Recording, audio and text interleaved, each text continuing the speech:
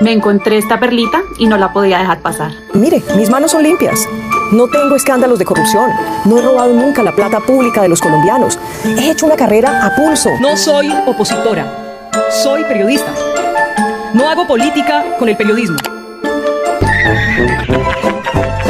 Y antes de que esta Vicky Milei saliera a campaña, porque este par tiene mucho más en común que solamente ser un par de aparecidos en la política y no tener ni idea de administración pública. Son bastante mentirosos y comparten asesores. Lo cierto es que a esta muñeca de la mafia yo le hice una investigación acerca de sus vínculos familiares y sus vínculos políticos, precisamente porque vi un interés de ella mediático de mantener a Barbosa y a su sirviente Mancera en la fiscalía, ¿se acuerdan? Fue ella precisamente la que intentó lavarle la cara a la reina madre del contrabando infiltrado en la fiscalía. Y ahí pues llené de curiosidad y encontré mucho. Y aquí les va otra vez, condensado pero resumido. Es una información que todos los colombianos debemos saber. Y te animo a que si no me crees algo, ve y lo corroboras tú mismo. De paso te informas mejor. En esta primera parte te muestro a la familia Géneco, que sí es familia de Vicky Dávila. Y en un próximo video te voy a mostrar a la gran independiente Vicky y sus vínculos con el hombre más rico de Colombia. Ven, acompáñame. Todo esto de la elección de fiscal despertó en mí un interés particular en la baronesa de los medios. Algo me decía que ella tenía algo personal.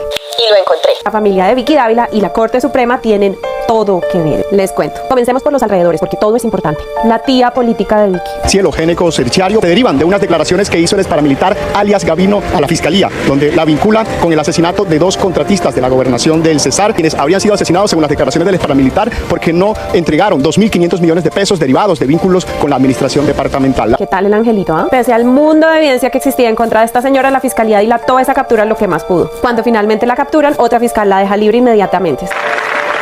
Que lo de Pacho Malo no es cosita aislada.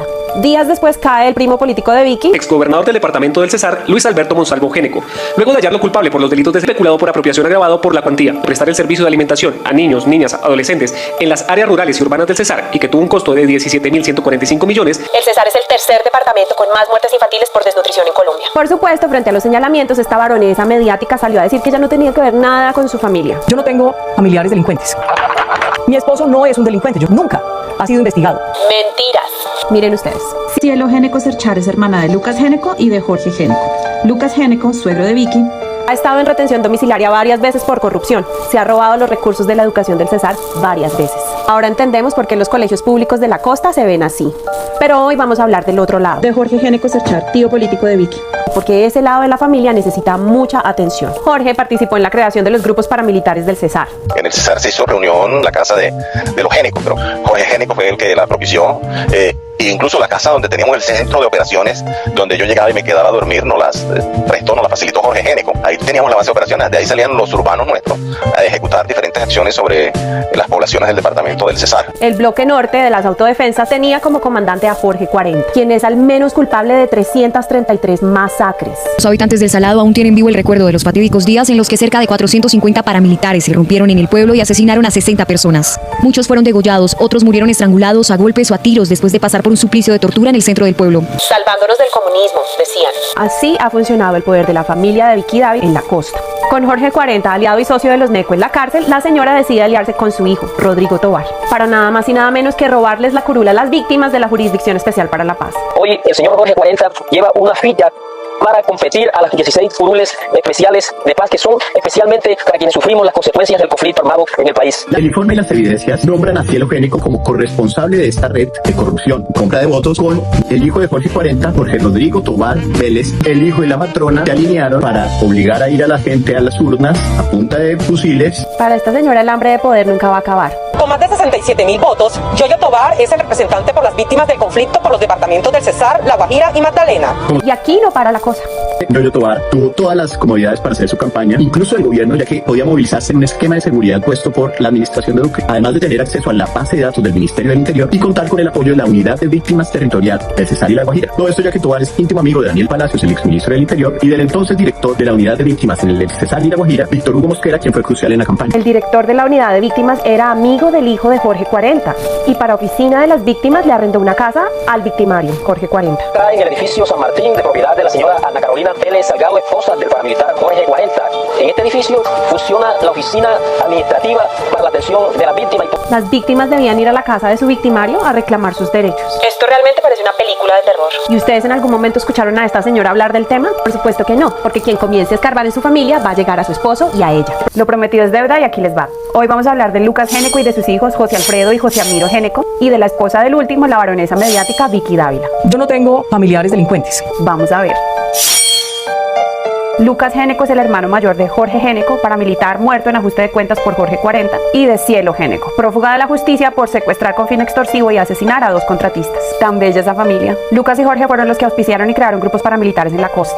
Estos personajes están implicados en varias masacres de su departamento. Con armas del Estado mataron hasta niños y desplazaron cientos de personas. Lucas también está acusado de ser el autor intelectual del asesinato de un periodista del Cesar. Lo mataron por reportar cómo militares y paramilitares estaban matando civiles y haciéndolos parecer como bajas en combate. Lucas, a diferencia de su hermano, decidió incursionar en el mundo político, parte de la estrategia de control total de la zona. Y fue así como Lucas se convirtió en representante a la Cámara y gobernador del Cesar 2 veces. Esas incursiones en política le dieron varias investigaciones y algunas condenas por paramilitarismo, corrupción y narcotráfico. Nada, nunca pagó cárcel, sino que siguió viviendo en arresto domiciliario. Lucas fue acusado con su poder paramilitar de forzar a votantes a votar por su hermano en el Cesar, para mantener el control político de la zona. También, después de 20 años de investigaciones, lo condenaron por robarse el dinero de la educación y las carreteras de su departamento. Dejó los colegios destrozados, sin libros y a los profesores sin sueldo, y sin vías de transporte a sus pobladores.